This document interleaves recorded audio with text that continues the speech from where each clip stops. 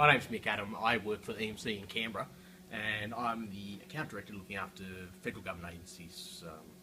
So here to discuss with you Gen 4 all-flash array technology and how it's helping our clients in Canberra to complete their vision of getting to the electronic data centre.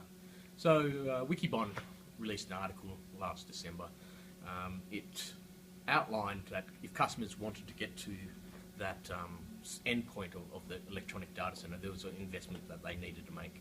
And that investment was, in a tightly coupled, scale-out, all-flash Gen 4 architecture. And it's exactly what our own XtremIO bricks are able to do today.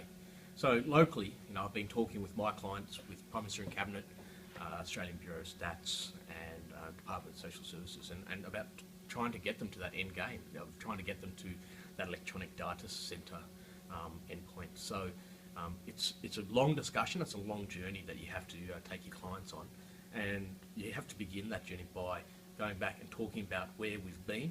So talking about the Gen 1 technology and the pitfalls of Gen 1 and why we've had to keep moving forward into Gen 2 and Gen 3 and get into the Gen 4 technology, which we are today.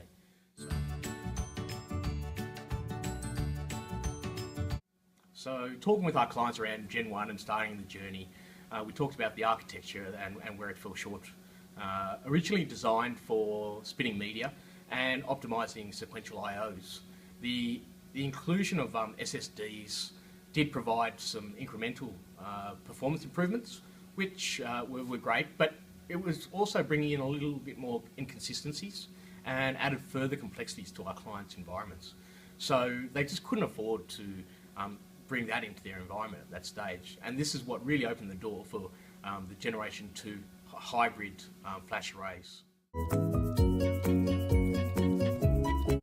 So the Gen 2 players like the Tassels, the Nimbles, the Tentries, which were promising our clients to provide a simplicity within their environments. It was on testing within the environments, it was pretty obvious that the dual controller architecture was just going to limit the scalability that would be required for a lot of our large enterprise clients. So it started turning those kind of companies into real niche players for those single-use applications. So Generation 2, it really showed and started to see some introduction of some data services, and this was a huge opportunity for our Gen 3 players to begin approaching clients and to start trying to take them on the next step in the journey of all flash arrays. So Generation 3, all flash arrays, the violins, the pure storages. This generation was dubbed the generation of compromise. And it was pretty obvious as soon as these guys started getting a bit of traction within our clients what that compromise was going to be. So you couldn't run your performance and your data services at once without one impacting the other. And it was something that clients had to make a decision on, and it was something they didn't want to make a decision on. They wanted the best of both worlds. But so you had your violins and your IBMs who kind of focused on performance and just trying to get the best output as possible for the clients.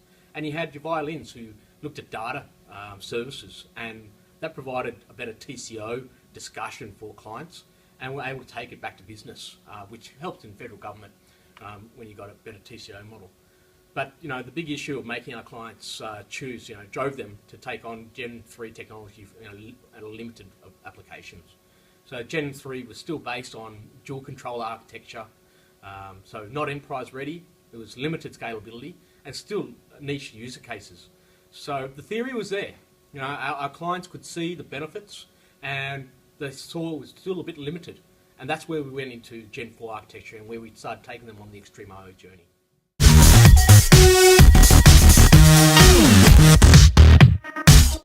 So, tightly coupled, scale-out, all-flash architecture, just like our XtremIO bricks that we're selling today.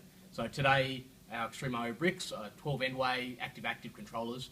End of Q2 is going to be 16 N-ways active-active. So, that discussion with the client about compromise doesn't have to be had anymore. We are now talking to our clients, which can, talk about a performance under any workload condition, under any capacity utilisation situation while still offering always-on value data services. It's just helping us to provide our clients the best TCO, and we're offering the best TCO of the all-flash community has to offer.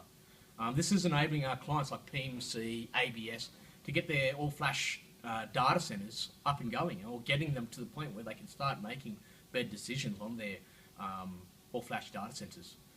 We just started discussing this 18 months ago with our clients, and how do I know that the Gen 4 architecture is where our clients want? Well, they're telling me, and they're buying, they're purchasing XtremIO bricks, and across my major 3 clients, they've all made the investment into XtremIO, and we're getting involved in all of their architecture discussions and roadmaps, and we're differentiating ourselves from the other vendors like the Pures and the Violins, and we're leading the way in the all-flash future that a lot of our federal government agencies need to get to.